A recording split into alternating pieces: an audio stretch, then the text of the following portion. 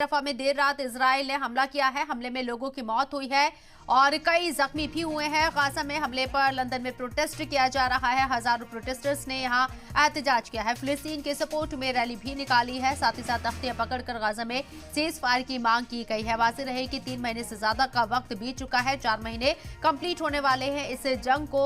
लगातार ये जंग जारी है और किसी तरह की कोई सुलह फिलहाल होती हुई नजर नहीं आ रही है और इसकी आज अब मुल्क की गिर सतह पर भी नजर आ रही है। जगह जगह प्रोटेस्ट हो रहे हैं। इस सिमत में अब लंदन में भी एहतजाज किया जा रहा है और प्रोटेस्टर्स ने यहां पर एहतजाज किया है। फिलिस्तीन की सपोर्ट में रैली निकाली गई है। इतना ही नहीं, तख्तियां पकड़कर गाजा में सीजफायर की मांग की गई है। गाजा में 27,000 से ज्यादा लोगों का कत्लेआम हो चुका है इस जंग में, यानी कि वो मारे जा चुके हैं। कई हजार लोग जख्मी हैं और लाखों लोग बेघर हो चुके हैं। ऐसे में लगातार 17 लोगों की मौत की खबर है। यहां आपको बता दें कि जिस तरीके से लगातार गाजा में फायरिंग बमबारी की जा रही है, अटैक्स किया जा रहा है और इस ताज़ा हमले में 17 लोगों की मौत हुई है। दिन ब दिन ये तादाद बढ़ रही है। 27,000 से ज्यादा का आंकड़ा क्रॉस कर चुका है गाजा में मरने वालों का, फिलिस्तीनियों का। और क्या ये जंग रुक पाएगी, ये एक बड़ा सवाल लगातार बना हुआ है। 7 तारीख को 4 महीने कंप्लीट हो जाएंगे इस जंग को, लेकिन किसी तरह का कोई रास्ता फिलहाल निकलता हुआ नजर नहीं आ रहा है। और इस मौजू पर बात करने के लिए जो खास मेहमान हमारे साथ इस चर्चा में मौजूद हैं, उनका तारुफ आपसे कराना चाहेंगे। मेजर जनरल राजन कोचर साहब, इंटरनेशनल अफेयर्स एक्सपर्ट हमारे साथ मौजूद हैं। मेजर जनरल राजन कोचर साहब, इस्तकबाल है आपका सलाम टीवी में। पहला सवाल मेरा आपसे यही है, ये जंग किस मुहाने पर आपको नजर आ रही है? क्योंकि 4 महीने हो जाएंगे लेकिन ये जंग नहीं रुक रही है, कैसे हम इसे देखें? शबनम जी, ये मुझे ऐसे लगता है कि अभी एक ऐसी सिचुएशन आ गई है कि ये जंग खाली इजराइल और हमास के तक सीमित नहीं है। अभी इसमें ईरान का भी बहुत बड़ा एक रोल सामने आ रहा है और जैसे हम रेड सी में हालात देख रहे हैं और जो अमेरिकन बेसिस के ऊपर भी अटैक्स हो रहे हैं, तो ये लड़ाई को एक नेक्स्ट लेवल तक लिया जा रहा है। और इसकी खास वजह यही है कि ये सीज फायर और ये लड़ाई रुकने का नाम नहीं ले रही और कोई एफर्ट्स नहीं हो रही हैं। 2 यूनाइटेड स्टेट्स की तरफ से स्टेटमेंट जरूर आती हैं, बट वो हम ग्राउंड पे नहीं देख रहे हैं। और आपने देखा होगा कि UNRWA का भी जो एक्शन लिया है, इतनी सारी कंट्रीज ने फंडिंग बंद कर दी है।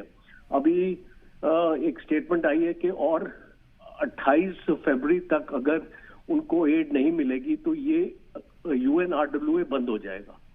और इसके बाद जो प्रॉब्लम्स आने वाली हैं वहां के लोगों के लिए, पैलेस्टीनियंस के लिए, वो काफी एक ह्यूमैनिटेरियन क्राइसिस की तरफ आपको लेके जाएंगी और आने वाले वक्त में ये चीज और भी खराब होती जाएगी। तो मुझे ऐसा लगता है कि अभी एक यूनाइटेड नेशंस की इमरजेंसी सिक्योरिटी काउंसिल की मीटिंग भी आई थिंक बुलाई है रशिया ने। तो मैं एक्चुअली समझता हूं कि कुछ प्रेशर इजराइल पे जो आना चाहिए और स्पेशली यूनाइटेड स्टेट्स एक अहम रोल प्ले कर सकता है ये चीज को एक जल्दी कोई ना कोई ट्रूस या कोई समझौता जिसमें होस्टेजेस का जो रिटर्न और एक गारंटी इजराइल दे के दोबारा से लड़ाई शुरू नहीं करेगा। बिकॉज हमास भी यही वो एक्चुअली एग्रीमेंट में है कि ये लड़ाई को हम रोकें, पर हमको इजराइल से गारंटी चाहिए। तो इस चीजों पे बातचीत और होनी चाहिए और मुझे लगता है कि अगर ये लड़ाई नहीं खत्म होगी तो एक ये रीजनल कॉन्फ्लिक्ट का शेप लेती दिख रही। सर, एक और मेरा सवाल आपसे है कि आपको नहीं लगता कि इजराइल और गाजा के बीच जो जंग है इसका दायरा जो है वसी करने के साथ साथ ध्यान जो है डाइवर्ट करने की कोशिश है?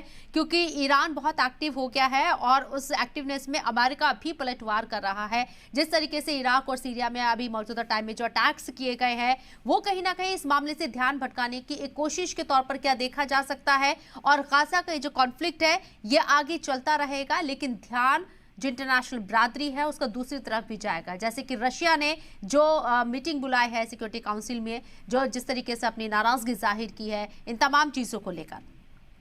बिल्कुल ये चीज अभी हम एक चीज देख रहे हैं कि आजकल जब दो देशों के बीच में लड़ाई होती है तो बाकी जो देश हैं वो इस चीज में पड़ना नहीं चाहते हैं। जैसे आप आईओसी की भी बात करें, अगर हम सऊदी अरेबिया की बात करें, यूए की बात करें, बिकॉज ये दो इम्पोर्टेंट पावर्स हैं आपके मिडिल ईस्ट में जो आईओसी में काफी एक रेपुटेशन रखते हैं। पर हमने देखा है कि आईओसी ने भी कोई ऐसा कदम नहीं लिया इजराइल के अगेंस्ट। तो कोई भी अरब नेशन ने अभी तक सैंक्शन नहीं लगाए, ना इधर उनके साथ डिप्लोमेटिक रिलेशंस को खत्म करने की कोई बात करी है।